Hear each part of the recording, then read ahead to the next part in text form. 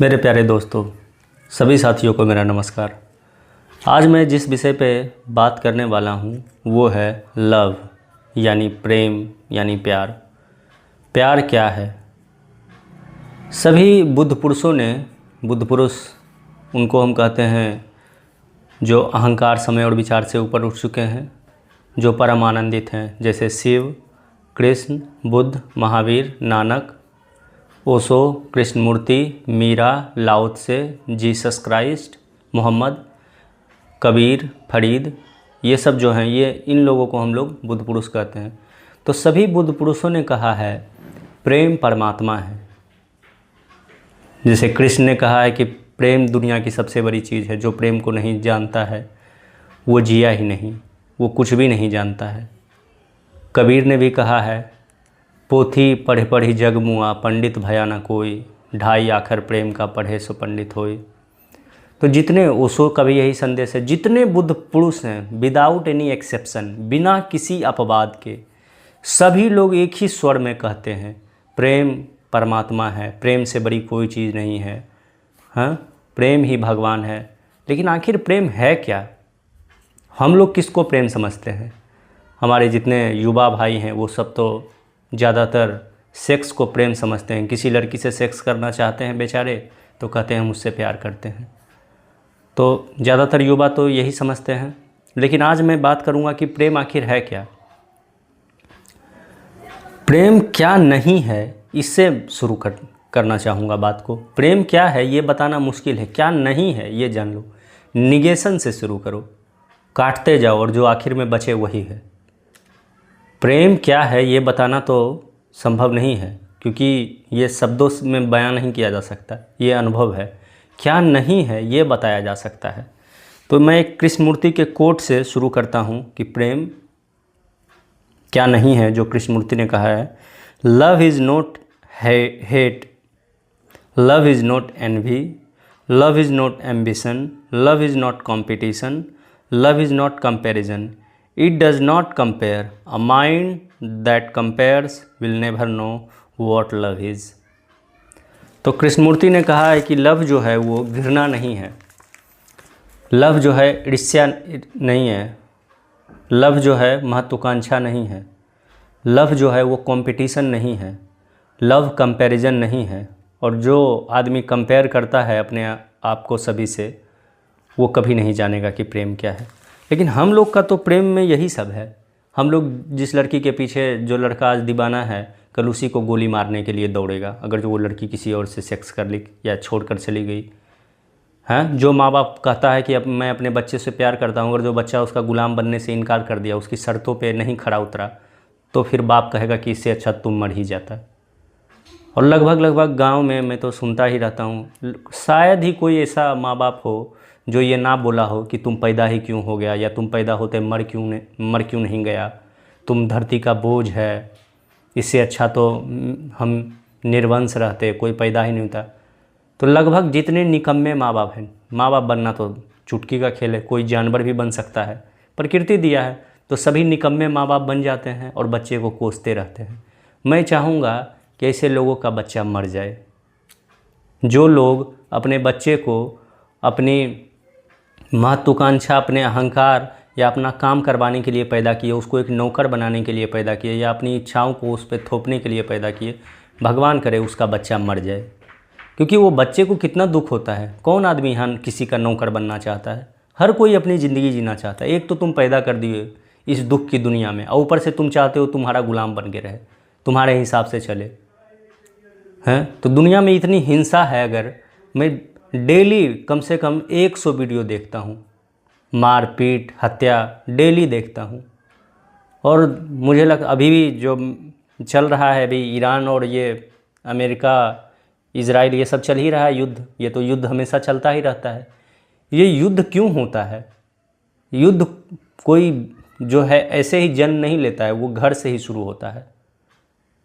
अहंकार और महत्वाकांक्षा युद्ध का सबसे बड़ा कारण में से एक है। और भी कारण हैं, सभी कारण घर से जन्म लेते हैं। हम लोग हुई उस जानवर को पैदा करते हैं जिसका युद्ध के बिना मन ही नहीं लगता है। तो इसकी चर्चा मैं आगे करूँगा कि कैसे हम लोग जानवर को पैदा, वैसे मैंने बताया भी है कि हम लोग महत्वाकांक्षा भरते हैं, अहंकार भरते हैं, और वही आदमी चाहता है नंबर 1 बनना। और नंबर 1 बनना चाहेगा तो जो है उसको हटाना पड़ेगा, जो दूसरे पे है, तीसरे पे है। जो बहुत लोग, अगर जो नंबर 1 एक क्लास है उसमें 30 लड़के हैं, कोई एक ही नंबर 1 बनेगा तो बाकी 29 को तो हराना पड़ेगा, मारना पड़ेगा। तो यही तो है युद्ध का कारण।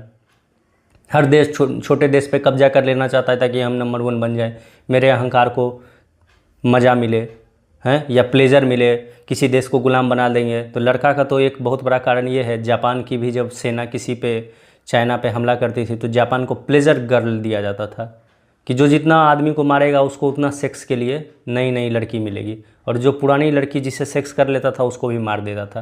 तो लड़का का तो एक बहुत बड़ा कारण है कि युद्ध में जीत के सभी लड़कियों से सेक्स करेंगे या रेप करेंगे, सेक्स नहीं रेप करेंगे।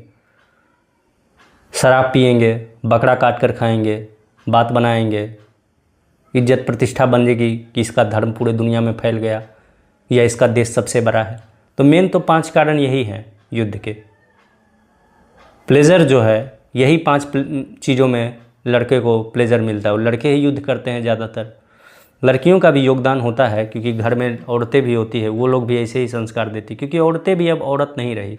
औरत को इतना दबाया आदमी ने कि वो भी अब आदमी बन गई, वो भी अब युद्ध की बातें करने लगी है।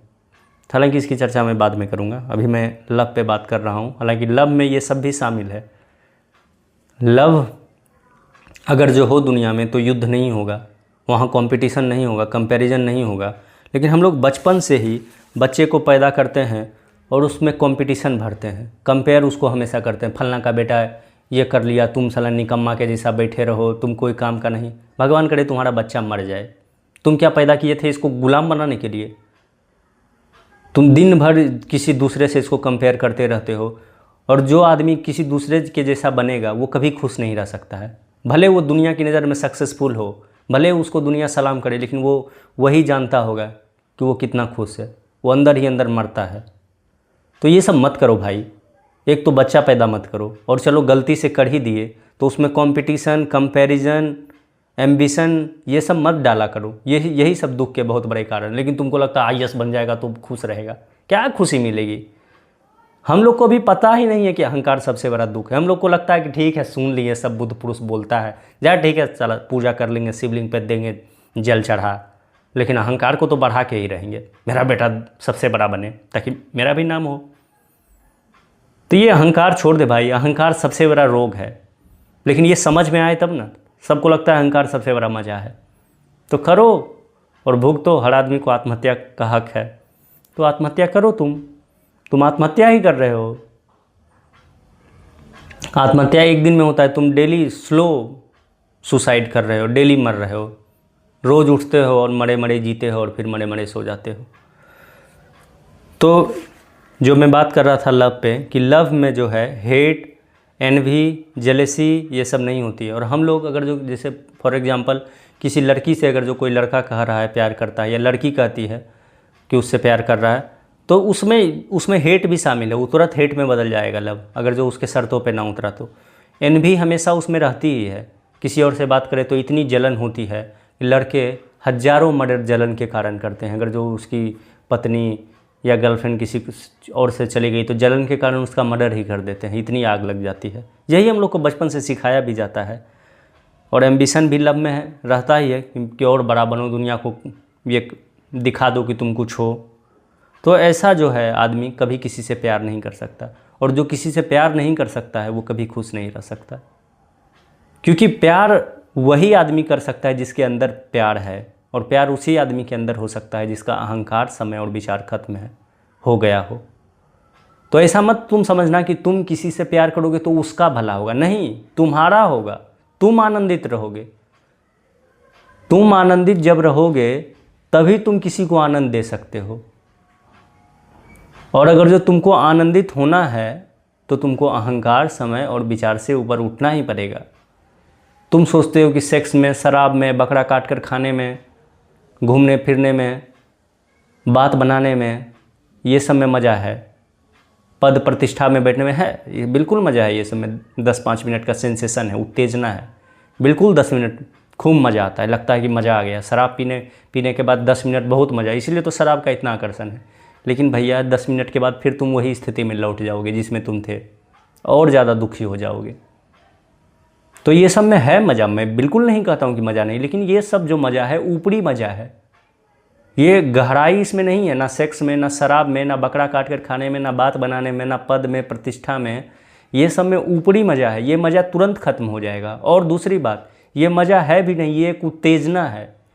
हाँ, ये बात है कि ये उत्तेजना जो है, दो उत्तेजनाएं भी दो तरीके की होती है, एक खराब उत्तेजना, एक अच्छी उत्तेजना। ये अच्छी उत्तेजना हम लोग को लगती है, मज़ा आते रहता है, एक सेंसेशन मिलता है, बार बार रिपीट करने का मन करता है। लेकिन ये सब असली आनंद नहीं है। असली आनंद तुम तभी जानोगे जब तुम्हारा अहंकार खत्म हो जाएगा, जब तुम्हारा डिज़ायर खत्म हो जाएगा, जब तुम काम, क्रोध, लोभ, मोह से ऊपर उठोगे, जब तुम्हारी कोई इच्छा नहीं बचेगी, तब तुम आनंद को जानोगे। तुमको उसकी खबर तक नहीं है कि वो कैसा लगता होगा, और हो भी नहीं सकती है बिना जाने। बिना स्वाद चखे, बिना नमक का स्वाद चखे कोई आदमी कैसे बता सकता है कि कैसा लगता है नमक? उसको कितना भी समझाया जाए, कैसा लगता है, नमकीन लगता है, ऐसा खाओ जीभ पे, ऐसा कितना भी बताओ, जब तक वो खुद नहीं चखेगा तब तक उसको पता नहीं चल सकता। उसी तरीके से जब तक हम लोग का काम, क्रोध, लोभ, मोह खत्म ना हो जाए, तब तक हम लोग कभी आनंदित नहीं हो सकते। और हम लोग को लगता है कि यही सब में मज़ा है। ये सब में 10 मिनट का मज़ा है, और ये मज़ा दूसरे पे निर्भर है। हमेशा दूसरे के सामने भीख मंगा बन के खड़े रहो, दूसरे को पकड़ो। एक तो ऊपरी मज़ा है, दूसरा दूसरे पे निर्भर है, हाँ। तीसरा जो है कि ये सब मज़ा जो है वो ज़्यादा देर चलता भी नहीं, क्षणभंगुर भी है, और भी बहुत सारे कारण हैं। इसीलिए ये सबसे हम लोग को ऊपर उठना है। और ऊपर उठने का क्या उपाय है? ये सब को करके जान लेना, सेक्स में डूब जाना, ताकि पता चल सके इसमें कुछ नहीं है। अगर जो शराब का आकर्षण है तो शराब को होश में पीकर देख लेना। तंत्र की यही शिक्षा है। तंत्र कहता है जिसने भोगा उसी ने त्यागा। मतलब अगर जो तुम भोग कर देख लो ये सब में, तो तुम त्याग दोगे। जैसे गौतम बुद्ध ने त्यागा। गौतम बुद्ध ने सभी कुछ किया, और इतने होश से किया ताकि उनको पता चल गया कि ये सब में सुख नहीं है, तब वो आनंद की तलाश में निकले। लेकिन हम लोग को ये पता ही नहीं चल पाता है कि ये सब में सुख नहीं है, क्योंकि मिलता ही नहीं है ये सब भी। इतनी गरीबी है कि आदमी अच्छा खाना खाने के लिए भोज का इंतज़ार करता है। मुझे इतना दुख होता है जब देखता हूँ कि गांव में किसी का भोज हुआ, कोई बुफे हुआ, बच्चा बेचारा जाता है, वो ज़िंदगी में कभी नहीं खाया होगा उतना स्वादिष्ट खाना, दोनों हाथ से वो खाता है, और डरा भी रहता है कि कोई उसको पकड़ ना ले पीछे से, कोई बोल ना दे कि अरे तुम क्यों आ गया, क्योंकि बहुत बार वो बिना बुलाए भी चला आता है। ऐसे माँ बाप को बिल्कुल सज़ा मिलनी चाहिए जो एक बच्चे को स्वादिष्ट खाना नहीं दे सकते, जो अच्छा कपड़ा नहीं, क्यों तुम पैदा करते हो? हालांकि उसका जवाब तो मुझे पता ही है, तुम एक नौकर बनाने के लिए पैदा करते हो, तुम्हारा एक नौकर हो, और जब ये तुमको बुढ़ापा में सताएगा तुम कहोगे देखो कलयुग आ गया।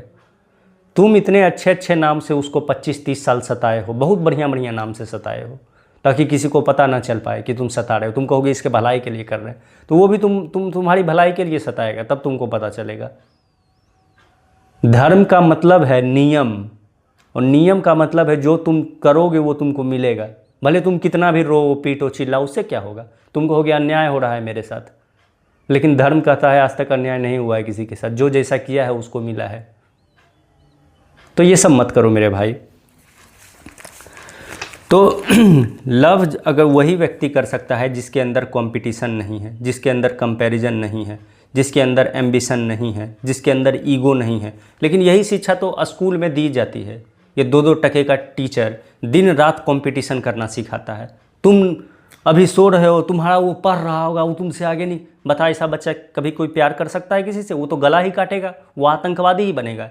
ये सब 2-2 टके का टीचर, ये खान, ये नीतू, ये राकेश, मुझे याद नहीं रहता है, मैं ये सबको देखता नहीं हूँ। जो हाईलाइटेड रहता है ये अलख पांडे, और कितना बोलूँ यार, एक औरत बोलते रहती है, वो क्या नाम है वो भी, देखो बेटा ऐसे करके वो बोलेगी, देखो बेटा ऐसी बात है ना। अबे यार गधी औरत, तुझे कोई बोलने वाला अभी नहीं मिला है, कोई बात नहीं, मैं आ रहा हूँ, ज़्यादा दिन नहीं है, आ रहा हूँ मैं, इंतज़ार करो, सबकी हैकड़ी ठीक करूँगा। तुम सब आतंकवादी को पैदा कर रहे हो। तुम दिन रात सब बच्चे के अंदर महत्वाकांक्षा, अहंकार, कंपटीशन, कंपैरिजन डालते हो, और इसी से तो आतंक। तो तुमको कि विकास फिर कैसे होगा? इसी कारण तो विकास होगा। अब इसके कारण विनाश होगा। विकास तो घंटा नहीं होगा, विनाश ज़रूर होगा। कंपैरिजन, कंपटीशन, एम्बिशन के कारण विनाश ही होगा। और कोई ये मत सोचना कि कोई कंपटीशन से साइंटिस्ट, आज तक कोई साइंटिस्ट कंपटीशन की पैदाइश नहीं है। कंपटीशन की पैदाइश है तुम्हारा आईएएस आईपीएस, ये 2-2 टके का, जो जिसके घर में 100-100 करोड़ रुपया पकड़ाता है। ये सब है कंपटीशन की पैदाइश तुम्हारी। ये निकम्मा, ये नालायक, ये भ्रष्टाचारी है कंपटीशन की पैदाइश। ये तुम्हारा जो बैंक में बैठा हरामखोर, ये सब है कंपटीशन की पैदाइश। जितने भी अच्छे लोग हैं वो कोई कंपटीशन की पैदाइश नहीं है। कंपटीशन की पैदाइश यही सब नालायक हैं जिसके घर में 100-100 200 करोड़ काला धन पकड़ाएगा। लेकिन यही सब टीचर का सम्मान है। फलना आज अवार्ड मिला है टीचर को। अबे क्या फ़र्क पड़ता है यार तुमको कि कौन अवार्ड मिला, कितने लोग तुमको जानते हैं, उससे क्या मिल जाएगा। तो नहीं, इसको 1 करोड़ लोग जानता है, इसके रैली में 10 करोड़ आ जाए। अबे 10 करोड़ आ जाए उससे। आसाराम राम रहीम के रैली में कितना आदमी आता था बता? बहुत आता था बे उसके सभा में। क्या हुआ उसका? उसी तरीके से सभी लोग हैं। मैं ये नहीं कहता हूँ कि सब उस मतलब सेम वैसे हैं, लेकिन वैसे ही गधे हैं सब, बस पोल नहीं खुल पाता। ये बागेश्वर जो है, ये गधे की रैली में कितने लोग आते हैं? क्या नाम है बागेश्वर का? धीरेन्द्र की रैली में। ये जो प्रेमानंद है या फिर ये प्रदीप मिश्रा, ये टोटका है, ये टोटका की रैली में भी बहुत लोग आते हैं। रैली नहीं मतलब धर्म सभा जो इसको बोलता है, हालांकि धर्म तो उसमें एक रत्ती नहीं रहता है, लेकिन जो वो सब तो धर्म सभा ही बोलता है। ये देवकीनंदन हो गया, ये अनिरुद्धाचार्य हो गया, ये सब गधे कितने लोग पूछते हैं। लेकिन उससे क्या होगा यार, तुमको कितने लोग जानते हैं, इससे क्या फ़र्क पड़ता है? हैं? Life is a strange business, happy is the man who is nothing. ये लाइफ बहुत स्ट्रेंज है, बहुत अजीब है। यहाँ खुश वही है जो कुछ भी नहीं है। तुमको 1 करोड़ लोग जाने या 10 करोड़ लोग जाने, उससे क्या फ़र्क पड़ता है भाई? इसका मतलब ये नहीं तुम हाथ पे हाथ रख के बैठे रहो। तुम करो जो तुम करना चाहते हो, लेकिन उससे अहंकार को मत बनाओ। वो तुम्हारा काम है, वो तुम नहीं हो। तुम आईएएस नहीं हो, वो तुम्हारा पद है आईएएस का। जितना तुम अहंकारी होगे उतने तुम दुखी होगे। हाँ, इसका कोई सबूत नहीं है। हर लड़का बनना चाहता है आईएएस आईपीएस, एक्टर एक्ट्रेस, हर लड़की लड़का बनना चाहता है। हैं? नेता या क्रिकेटर या कोई भी स्पोर्ट्समैन। किस लिए? ताकि नाम मिलेगा, फेम मिलेगा, सेक्स मिलेगा, बकरा काट कर खाएंगे, बात बनाएंगे। अबे भैया ये सब में कोई आनंद नहीं है। अगर जो तुम्हारा क्रिकेटर बनने का मन है तो बिल्कुल बनो, लेकिन उसमें ये सब कहाँ शामिल हो गया? अगर जो तुम्हारा सच में मन है तो तुमको खेलने में ही मज़ा आएगा। तुम ये नहीं सोचोगे कि इससे मिलेगा क्या, करने में ही मज़ा आएगा। तो लव का अगर जो कोई दुश्मन है तो ये टीचर, ये माँ बाप और पूरा समाज है। अगर जो आदमी इतना हिंसक हो गया है, छोटी छोटी बात में एक दूसरे का सर धड़ से अलग करने की कोशिश करता है या कर भी देता है, तो इसका कारण कौन है? इसका कारण माँ बाप है जो पैदा करता है, जो पैदा करके उसमें कंपटीशन और एम्बिशन भरता है, जो कहता है उससे बेहतर बन जाओ, ये करके दिखा दो, नाम बना दो, कुछ ऐसा कर जाओ कि तुमको दुनिया याद रखे। यही आदमी हिंसक कल हो जाएगा। यही आदमी कल मजबूरी में ऑफिस में काम करके आएगा, अपना गुस्सा पत्नी पे उतारेगा, पत्नी अपना गुस्सा बच्चे पे उतारेगी, बच्चा अपना गुस्सा खिलौने पे उतारेगा, और ये सिलसिला चलता रहेगा। हैं? कितना आदमी में पेशेंस कम हो गया है। कितने गधे बच्चा पैदा कर देंगे। बच्चा थोड़ा सा बोला तुरंत लाठी डंडा शुरू उठाना उस पर, और जब वही बुढ़ापे में मारेगा तुम कलयुग आ गया। अबे कलयुग आ गया? तुम जब मार रहे थे तब सतयुग था, तो हम तो भलाई के लिए मार रहे थे, तो ये भी तेरी भलाई के लिए ही मार रहा है। तुम पूजा भी करते हो और ये भी तुम कहते हो कि मेरे साथ अन्याय हो रहा है। ये संभव नहीं है। धर्म का मतलब ही होता है कि आज तक किसी के साथ अन्याय नहीं हुआ है और ना कभी हो सकता है। हैं? तो तुम ये कहते हो कि हमको मेरे साथ अन्याय हो रहा है, तो तुम पूजा बंद कर दो कम से कम करना। तो और अगले पॉइंट पे जाऊंगा अब। ये बुद्ध पुरुष कहते हैं कि प्रेम जो है फूल के सुगंध की तरह है, सबसे होता है प्रेम। और तो ये लड़के बेचारे घबरा जाते हैं, क्योंकि ये तो सेक्स समझते हैं प्रेम को। तो ये सोचते हैं कि अच्छा मतलब सबसे होता है, मतलब मेरी गर्लफ्रेंड सबसे सेक्स करेगी। अबे भैया सेक्स का प्रेम से कोई लेना देना नहीं है। हाँ, प्रेम का जो है वो जो लोएस्ट पॉइंट वो सेक्स है। सेक्स से हम लोग को समाधि की ओर बढ़ना है, संभोग से समाधि की ओर। ओशो की किताब में भी यही है। सेक्स नीचे है मतलब गलत नहीं है, मतलब कि वो निचला सीढ़ी है, उससे धीरे धीरे बढ़ते बढ़ते हम लोग को समाधि तक पहुंचना है। तो सब लड़के बेचारे गुस्सा आ जाते हैं ये सब लाइन पे, जब कोई बोलता है कि प्रेम फूल की सुगंध की तरह है, ये सब में बिखरता है, ये सबसे होता है, प्रेम एक से नहीं होता, ये हजारों। ये प्रेम तुम्हारे प्रेम की बात नहीं हो रही है जिसको तुम तो सेक्स को प्रेम समझते हो। ये प्रेम सभी बुद्धों ने जिसको कहा है उसकी बात हो रही है, इसलिए घबराओ मत भाई। और कुछ पॉइंट मैंने लिखे हैं।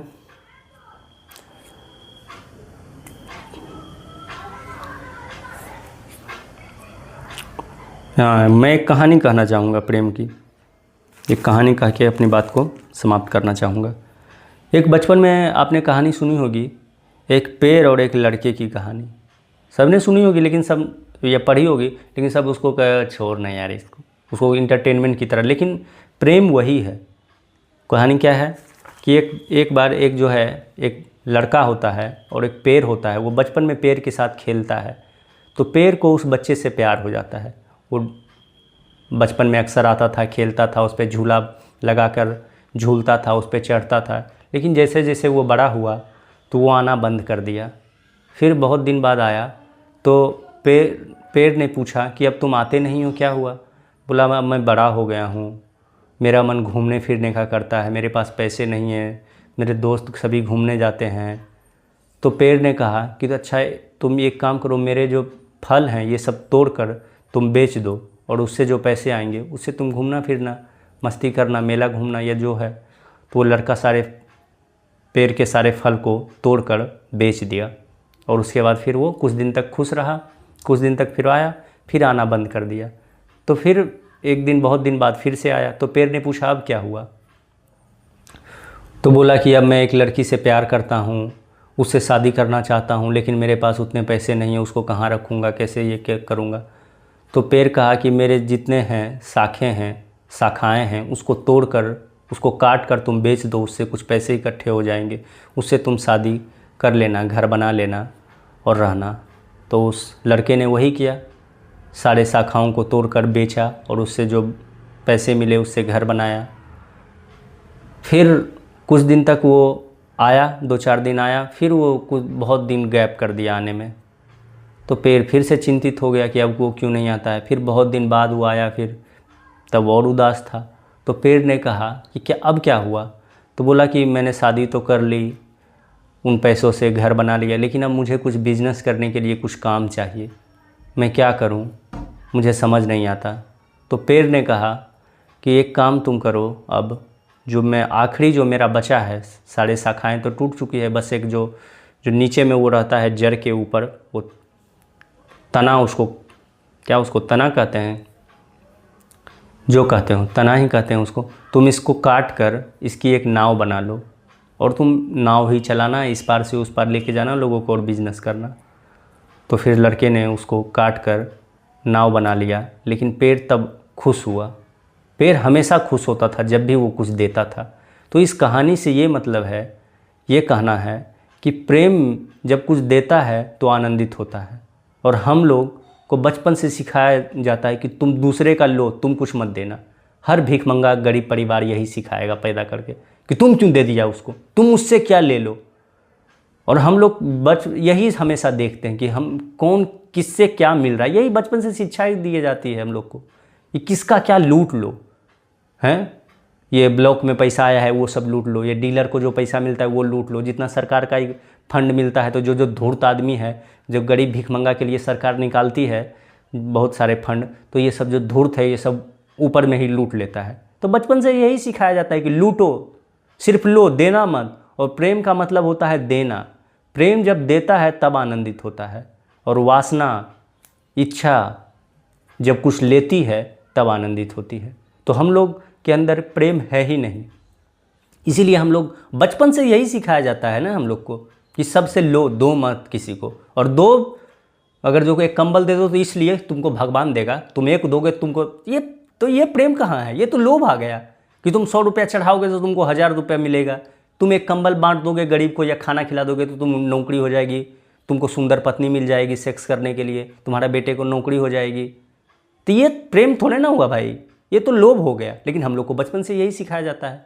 अब हम लोग ये जो मेरी बात सुन रहा होगा कुछ कहेगा हाँ तो इसका क्या करें हम, मज़ा तो सेक्स में है, शराब में है, बकरा का।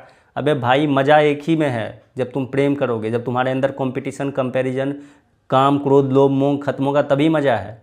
ये सेक्स शराब में है 10 मिनट का सेंसेशन, बिल्कुल 10 मिनट का खूब मज़ा है, लेकिन असली मज़ा नहीं है, ये लॉन्ग लास्टिंग मज़ा नहीं है। और ये उत्तेजना है एक, हैं। वो सुख दुख और आनंद में अंतर मैंने एक वीडियो में बताया है, वो देख लेना। उसमें मैंने बताया कि सुख दुख और आनंद में क्या अंतर है। तो ये जो तुम्हारा सेक्स, शराब, बकरा काट कर खाना, बात बनाना, दिन रात बतबनकड़ी करना, ये औरत का मेन फेवरेट काम है। या औरत का एक और है कि उत्तेजना सबको देना, सबको सेक्सुअली एक्साइट कर देना सब लड़के को। ये सब में 10-5 मिनट का बिल्कुल मज़ा है, बिल्कुल मैं मानता हूँ 10-5 मिनट का मज़ा है, लेकिन ये मज़ा ज़्यादा देर नहीं टिकेगा। ये मज़ा दूसरे पे निर्भर है। इस मज़ा के लिए दूसरे के सामने हाथ फैलाओ और ये मज़ा कहीं ख़त्म ना हो जाए, इसकी भी चिंता तुमको रहेगी। तो ये सब करके देख लो, लेकिन ये सबसे ऊपर उठना है। तो प्रेम का मतलब होता है देना, और तुम तभी प्रेम कर सकते हो जब तुम्हारे अंदर कंपटीशन, कंपैरिजन, काम, क्रोध, लोभ, मोह, अहंकार, समय, विचार ये सब ना हो। लेकिन बचपन से यही हर जगह शिक्षा दी जाती है, इसलिए एक एक आदमी इतना गुंडा बन गया है, इतना दूसरे का गला काटने के लिए हमेशा तैयार रहता है। एक और कहानी सुनाना चाहूँगा प्रेम पे। एक बार 3-4 कैदी थे, जेल में बंद थे, तो सभी को फांसी लगने वाली थी। तो जेलर ने एक कैदी का नाम लिया और बुलाया, जैसे उसका नाम मान लो कुछ भी रख लो, नाम चंदन है, तो उसको बुलाया। लेकिन दूसरा कैदी आ गया, वो नहीं आया, दूसरा आ गया। तो वो जेलर बोला कि अरे फांसी देने के लिए बुलाए उसको, तुम आ रहे हो? तो वो बोला कि मैंने जाना है प्रेम को, जब दुख हो तो प्रेम खुद आगे आता है, और जब आनंद हो तो प्रेम दूसरे को देता है, दूसरे को आगे कर देता है। तो फांसी देने के लिए जब बुलाया गया, किसी का नाम पुकारा गया एक का, और आ गया दूसरा, वो बोला मैंने प्रेम को जाना है।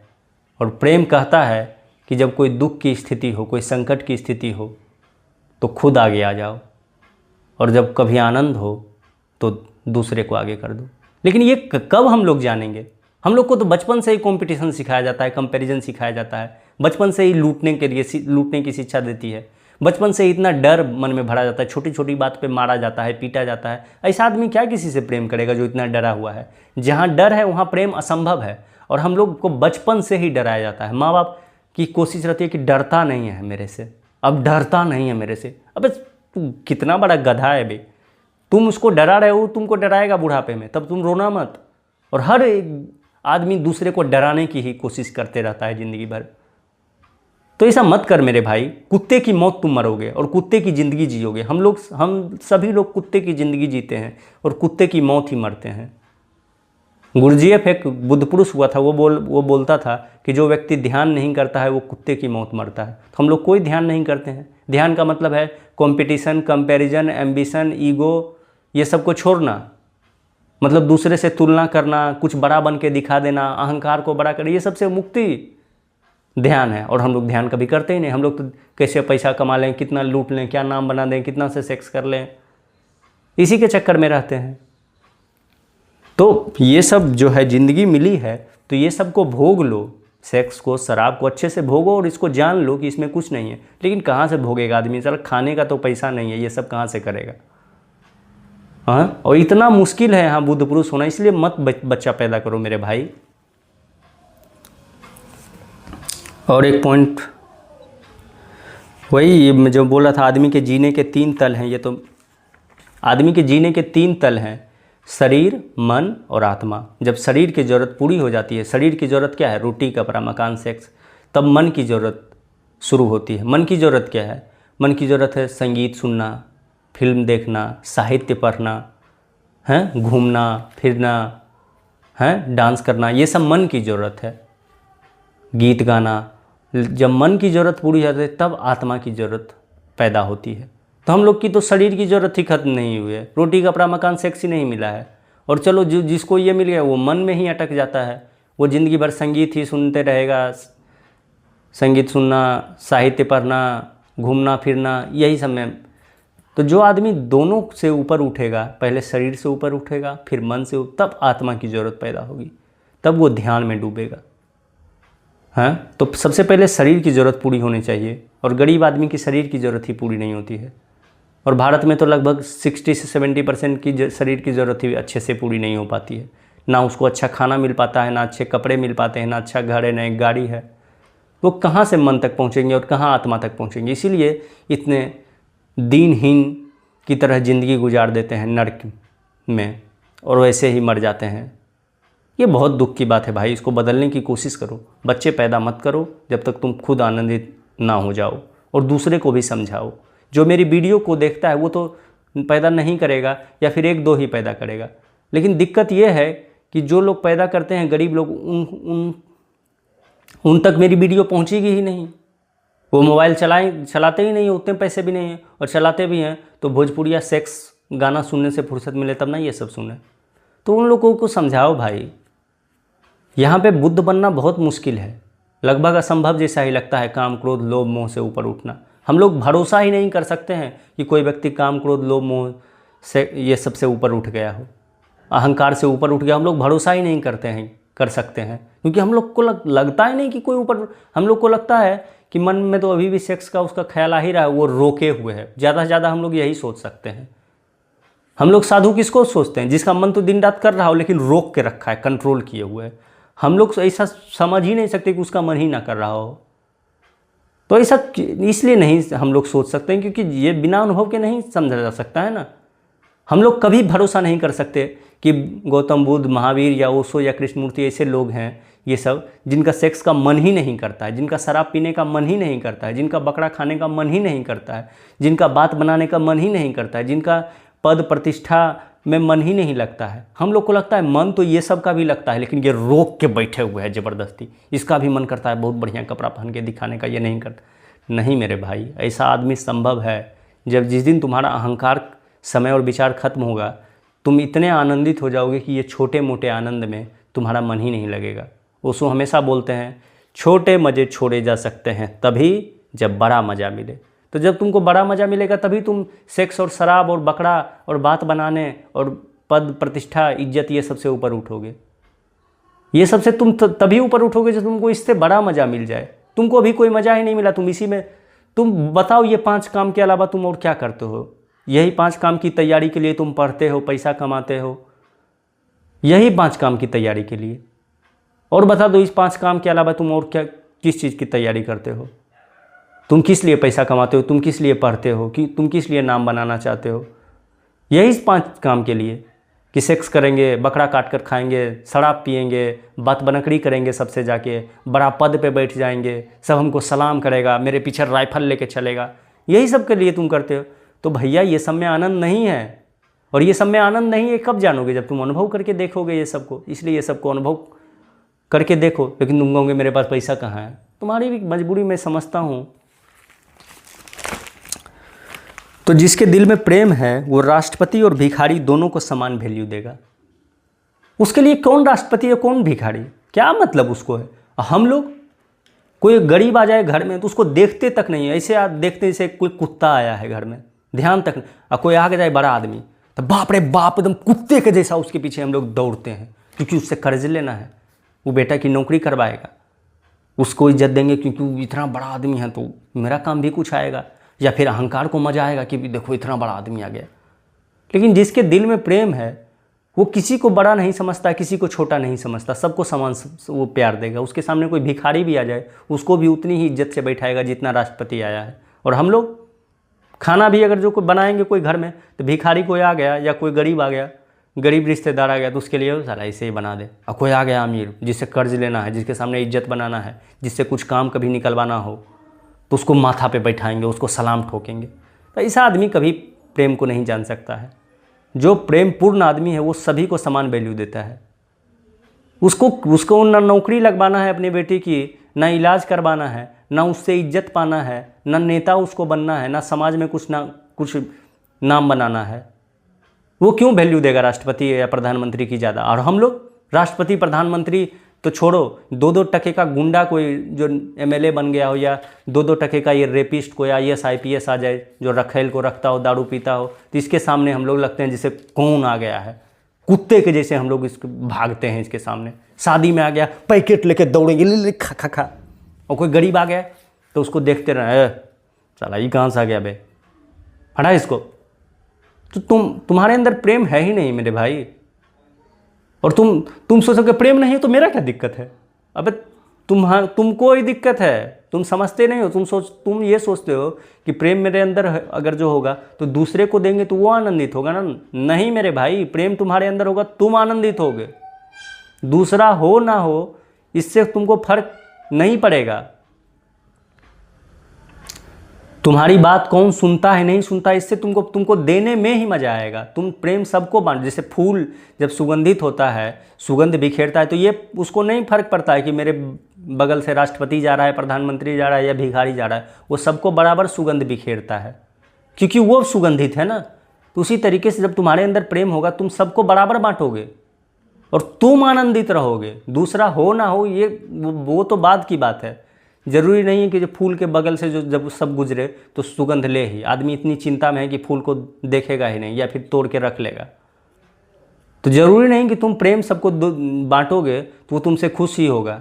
जीसस को हम लोगों ने सूली चढ़ा दिया था, सूली पे मंसूर के हाथ पैर काट दिए, सुकरात को जहर पिला दिया, ओशो पे पत्थर मारे, बुद्ध पे पत्थर मारे हैं। तो ऐसा नहीं है कि जो है प्रेम जो है प्रेम तुम अगर जो तुम्हारे अंदर आएगा तो दूसरे आनंदित होंगे। पहले तुम आनंदित होगे, वो हो ना हो फ़र्क नहीं पड़ता है। रुकना मेरे भाई, एक दो पॉइंट और मैं, वैसे मैंने बोला था कि वीडियो ख़त्म कर दूंगा लेकिन एक दो पॉइंट और याद आ गए तो उसको भी मैं बता देता हूँ। जैसे कोई आदमी जो है वो कहता है कि मैं अपने बेटे से प्यार करता हूँ। हम लोग किसी से प्यार नहीं करते, हम लोग का सभी से स्वार्थ है। कोई कह रहा है कि कोई बेटे से प्यार करता है और उसको पता चल जाए कि वो उसका बेटा नहीं है, एक लेटर मिल जाए उसको, पुरानी लेटर, जिसमें उसको पता चले कि उसकी पत्नी का किसी से संबंध था और वो बेटा उसका है, तो बताओ उसका क्या प्यार जैसा था कल तक वो रहेगा? बहुत मुश्किल है। 99% तो संभावना है वो ख़त्म ही हो जाएगा। अगर जो पता चल जाए कि वो तुम्हारा बेटा नहीं है, वो किसी और का है, तुम्हारी पत्नी ने तुम्हारे साथ धोखा दिया था, धोखा किया है, तो क्या तुम्हारा प्यार रहेगा? हम लोग का 100% प्यार स्वार्थ है। जो हम लोग के काम आएगा उसी को हम लोग प्यार करेंगे। जो हम लोग का नौकर बनने के लिए तैयार, देखते हो तुम, जो घर में भी जो आज्ञाकारी बच्चा रहेगा उसी को सब ये करेगा। जो तुम्हारा आज्ञाकारी का मतलब गुलाम, जो तुम्हारे हाँ में हाँ मिलाए। और आज्ञाकारी बच्चा कभी भी खुश नहीं हो सकता है। बागी का मतलब ये नहीं कि हर चीज़ का विरोध करे, लेकिन जिस व्यक्ति में आत्मा जागेगी वो तुम्हारे हिसाब से नहीं चलेगा, भले कुछ भी हो। इसलिए तो हम लोग नहीं चाहते हैं कि आत्मवान व्यक्ति पैदा हो, हम लोग गुलाम चाहते हैं। इसलिए हम लोग सबको कहेंगे आज्ञाकारी बनो, तुम मेरा नौकर बन के रहो। लेकिन याद रखना, तुम जिसको तुम आज्ञाकारी बनाना चाहते हो ना तो वो कभी आनंदित रहेगा ना तुम कभी आनंदित होगे। अगर जो तुमको कोई आनंद दे सकता है वही व्यक्ति जिसमें आत्मा पैदा हुई है। जैसे अगर जो बुद्ध के जब घर छोड़कर बुद्ध गए थे, जब ज्ञान प्राप्त हुआ था तो आए थे, तो उनके बाप ने कहा था कि अभी भी लौट जाओ, अभी भी कुछ नहीं बिगड़ा है, अभी भी राजपाट को संभालो। तो बुद्ध ने कहा था कि जो घर से गया था वो मैं नहीं हूँ, जो मैं हूँ उसको आप जानते तक नहीं हैं। मैं आपसे ज़रूर आया हूँ लेकिन मैं आपका नहीं हूँ। तो बुद्ध जैसे आत्मवान व्यक्ति ही, विद्रोही व्यक्ति ही अपने बाप को आनंद दे सकते हैं, सच्चा आनंद, क्योंकि वही उनको ध्यान में उतार सकते हैं। ये झूठा आनंद, ये वंश बढ़ाने वाला और ये नाम बनाने वाला, ये तो कोई भी दे सकता है, गधा। लेकिन इसमें कोई ये आनंद है ही नहीं। ये तो ऊपर ऊपर का है कि कोई बेटा नौकरी कर लिया तो नाम बना, कितना मजा आएगा। क्या बाप बता, जिसके बेटे की नौकरी हो गई है, बता वो क्या खुश है? 1001 दुख हैं उसके। तो तुमको आनंद भी वही दे सकता है ना जो खुद बुद्ध हो गया हो, जो खुद अहंकार से ऊपर उठ गया हो, जो खुद जिसमें आत्मा का जन्म हो चुका हो, जो आत्मवान हो चुका हो, जो ज्ञान को पा चुका हो। लेकिन तुम चाहते ही नहीं हो, क्योंकि ऐसा व्यक्ति तुम्हारा गुलाम बनकर नहीं रहेगा और तुम गुलाम चाहते हो। तो माँ बाप जो आज्ञाकारी बच्चा है उसको प्यार करेगा, हैं? और कोई बच्चा बागी बन जाए तो ये है, उससे उतना उसका लगाव नहीं रहेगा। और कोई नालायक निकल जाए तब तो फिर इज्जत डुबा दिया। नालायक का क्या सेंस है कि पैसा लुटा दिया, ये सब कर दिया, हैं? तो तुम्हारे हिसाब से तुम चाहते हो कि वो चले। लेकिन प्रेम जिसमें रहेगा वो, अगर जो कोई व्यक्ति, जीसस जब सूली पे चढ़ रहे थे, जब उनको चढ़ाया जा रहा था, तो जीसस क्या बोलते जानते हो? कि हे प्रभु ये सबको माफ़ कर दो, ये सबको पता नहीं ये सब क्या कर रहे हैं। तो जिसके अंदर प्रेम रहेगा ना, उसको तुम पत्थर मारोगे तब भी तुमको वो प्रेम ही करेगा। तो ये तो चलो सबसे अंतिम स्थिति है। हम लोग तो 1% भी इसके नहीं है। हम लोग को तो जो पत्थर मारना तो छोड़ो, हम लोग को बस जो प्रतिदिन नमस्कार करता है वो नमस्कार ना करे तब हम लोग गुस्सा जाएं, पत्थर मारे तब तो हम लोग गोली ही मार दें। क्योंकि हम लोग इतने दुखी हैं, इतने बचपन से कंपटीशन सिखाया गया है, कंपैरिजन सिखाया गया है, अहंकार बढ़ा गया है। तो जिसका बच्चा नालायक अगर जो हो गया, लेकिन उसके अगर जो दिल में प्रेम होगा तो तब भी उसको उतना ही प्यार करता, उसको समझाएगा। और ये याद रखना, नालायक बाप का ही बेटा नालायक होता है। भले समाज के नज़र में नहीं पता चल पाता हो कि वो नालायक बाप था। जैसे कोई एक फॉर एग्जांपल एक कोई टीचर है, वो स्कूल में जाके सब लड़की को मोलेस्ट कर रहा है, सबका रेप करने का कोशिश, लेकिन ये बात गांव में तो नहीं पता है ना किसी को वो क्या करता है स्कूल में। स्कूल में जाके जितना राशन आता है वो सब लूट लेता हो, जितना ड्रेस का पैसा आता है वो सब लूट लेता हो, लेकिन गांव में तो उसकी इज्जत बनी हुई है कि ये टीचर है, बहुत महान है। और उसका बेटा नालायक निकल जाएगा तो गाँव वाला क्या कहेगा कि बाप इतना अच्छा था, बेटा नालायक निकल गया। अबे बाप लड़की का रेप करने का तैयारी कर रहा था स्कूल में, राशन का पैसा लूट रहा था, ड्रेस का पैसा लूट रहा था, तुमको खबर कहाँ है? लेकिन तुम तो कहो कि नहीं शिक्षक है यार, बड़ा अच्छा होगा आदमी, लेकिन देखो ना अच्छा आदमी का बेटा नालायक। नहीं भाई, नालायक का बेटा ही नालायक निकलता है। हाँ, तुम्हारे नज़र में वो नालायक नहीं होगा ना, राशन का पैसा लूटना तुम्हारे लिए नालायकगिरी है। तुम्हारे कितने रिश्तेदार होंगे जो स्कूल के टीचर होंगे और वो राशन का पैसा लूट के लाते होंगे, ड्रेस का पैसा, तुम जानते हो उसको, लेकिन तुम कहोगे भाई टीचर है तो करेगा नहीं। तुम्हारी नालायक की क्या परिभाषा है? तुम तो भ्रष्टाचारी को सम्मान देते हो। जो नेता 100 करोड़ खा के गया है, खा लेता है सब जनता का, तुम जाके उसको सलाम करते हो। बताओ तुम्हारी नालायक की क्या परिभाषा है? बताओ, उन नेता से बड़ा कोई नालायक है जो 100 करोड़ लूट लिया जनता का? हैं? तो तुम किस बेटे को नालायक कहते हो जो तुम्हारी बात नहीं मानता है? और अगर जो मान लो वो है भी, हो भी गया, तो तुम्हारे कारण हुआ। तुम उसको बचपन से इतना डराए हो। वो प्रेम से पैदा नहीं हुआ होगा बच्चा, प्रेम से नहीं पला होगा, प्रेम के कमी के कारण ही वो नालायक हुआ है। लेकिन तुम मानोगे नहीं, तुम मर जाओगे नहीं मानोगे, लेकिन तुम्हारे मानने से फैक्ट नहीं बदल सकता है ना। हाँ, a fact is never denied, it may be, नहीं, a fact is never changed, it may be denied. थोड़ा सा हो जाता है गड़बड़ भाई। तो फैक्ट कभी बदल नहीं सकता है, उसको तुम डिनाई जरूर कर सकते हो, उसको तुम मना कर सकते हो, नहीं ऐसा हम नहीं किए हैं, ऐसा नहीं किए हैं, लेकिन वो तुम्हारे कहने से वो बदल नहीं जाएगा ना, तुम कितना भी माथा पीटो। तो हम लोग प्रेम तभी दे सकते हैं जब हम लोग के अंदर प्रेम हो, और हम लोग के अंदर प्रेम तभी हो सकता है जब competition, comparison, ego, envy, jealousy ये सब खत्म हो। हाँ, जब किसी से तुलना ना हो, किसी से आगे बढ़ने की प्रतिस्पर्धा ना हो, कोई जलन ना हो, और ये सब तभी हो सकता है जब बचपन से ऐसा संस्कार दिया जाए। लेकिन तुम लोग कहोगे ये सब तो असंभव है। तो भाई ये सब असंभव है तो बच्चा पैदा मत करो, क्योंकि ये सब के रहते हुए आदमी कभी आनंदित नहीं हो सकता। ना सेक्स में मज़ा है, आनंद है, ना शराब में है, ना बकरा काट कर खाने में, ना स्वादिष्ट खाना खाने में, ना दिन रात बात बनाने में, सबसे हो हा दिन भर 10-10 घंटा उठ के सुबह से रात तक बात बनाते रहता है। सब बंगला पे बैठ के 5 घंटा बात बना दिया। कोई घर में गेस्ट आया, कोई बात करने के लिए है भी नहीं, फिर भी ज़बरदस्ती में, और तब बताओ, और तब फलना का क्या हुआ था, फलना की बेटी भाग गई, फलना का बेटा का नौकरी हो गया। अबे क्यों ये सब करते हो यार? फलना का बेटा लंदन में रहता है। अबे लंदन में रहता है क्या करता है? लंदन में ड्रग्स लेता है वो, और चल नहीं भी लेता है ड्रग्स, बहुत अच्छा भी आदमी, तो तुम्हें क्या, तुम क्या इससे बदल जाओगे? मान लो कि वो बहुत बढ़िया भी आदमी है लंदन में, तो तुमको क्या फ़र्क पड़ता है? तुम्हारी ज़िंदगी में क्या बदलाव होगा उससे? ये सब बात बनाना बंद करो भाई।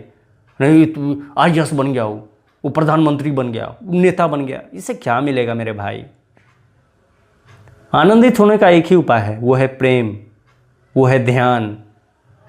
तो प्रेम में डूबो, ध्यान में डूबो, ये सबसे ऊपर उठो। ये सब के अलावा कोई उपाय नहीं है। तुम कहोगे नौकरी लग जाएगा तो मज़ा आ जाएगा, फलना लड़की से सेक्स कर लेंगे, फलना दारू पिएंगे, गांव में इज्जत बनेगा, फॉर्चूनर से उतरेंगे। नहीं मेरे भाई, ये सब में कोई मज़ा नहीं है। 10-20 मिनट का बिल्कुल मज़ा है, 10-20 मिनट का सेंसेशन है, उत्तेजना है, लेकिन आनंद नहीं है। करके देख लो। मैं कोई प्रेमानंद, अनिरुद्धाचार्य ये सब 2-2 टके का बाबा नहीं हूँ जो तुमको रोकूंगा ये सब करने से। मैं ओशो का शिष्य हूँ। मेरे गुरु कहते हैं जिस चीज़ से तुमको ऊपर उठना है उसको भोग कर देख लो, जिसने भोगा उसी ने त्यागा।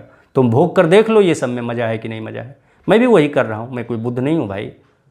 मैं कोई बुद्ध पुरुष नहीं हूँ, मैं झूठ नहीं बोल सकता हूँ, मैं तुम्हारे जैसा ही हूँ अभी फ़िलहाल। मेरे अंदर भी काम है, क्रोध है, लोभ है, मोह है, अहंकार है, समय है, विचार है, सब कुछ मेरे अंदर है। फिर अंतर क्या है? मैं तुम में, मेरे में। मैं कोशिश कर रहा हूँ इससे ऊपर उठने की। मैं जान गया हूँ कि ये सब दुख का कारण है, तुम अभी जाने नहीं हो। इसीलिए मैं बोलता हूँ कि तुम भी जान जाओ कि ये सब दुख का कारण है। तो यही है भाई आज प्रेम पे। एक अंतिम कोट मैं कृष्णमूर्ति का बोलता हूँ, love can do nothing but without it nothing can be done. Love can do nothing but without it nothing can be done. मतलब प्रेम कुछ नहीं कर सकता है। प्रेम से ना तुमको सेक्स मिलेगा, ना कपड़ा मिलेगा, ना रोटी मिलेगा, ना मकान मिलेगा, ना दारू मिलेगा, ना बकरा काट कर, कुछ भी नहीं प्रेम तुमको दे सकता है। लेकिन प्रेम के बिना कुछ भी नहीं हो सकता है। प्रेम कुछ नहीं कर सकता है, लेकिन प्रेम के बिना कुछ नहीं हो सकता है। मतलब कि प्रेम जब तक ना हो तुम आनंदित नहीं हो सकते हो। और आनंद का संबंध बाहर से नहीं है ना, बकरा काट कर खाने में, 10 लड़की पर चढ़ाई करने में, ये सब में आनंद नहीं है मेरे भाई। करके देख लेना, रोक नहीं रहा हूँ। अब मेरे रोकने से कौन रुकेगा? मैं कौन हूँ रोकने वाला? मेरे कहने से रुकना भी मत। मैं कोई अथॉरिटी थोड़े ना हूँ कि रोकूंगा। तो इसी के साथ मैं अपनी बात को समाप्त करता हूँ। एक जीसस का एक और कोट मैंने लिखा था, man shall not live by bread alone.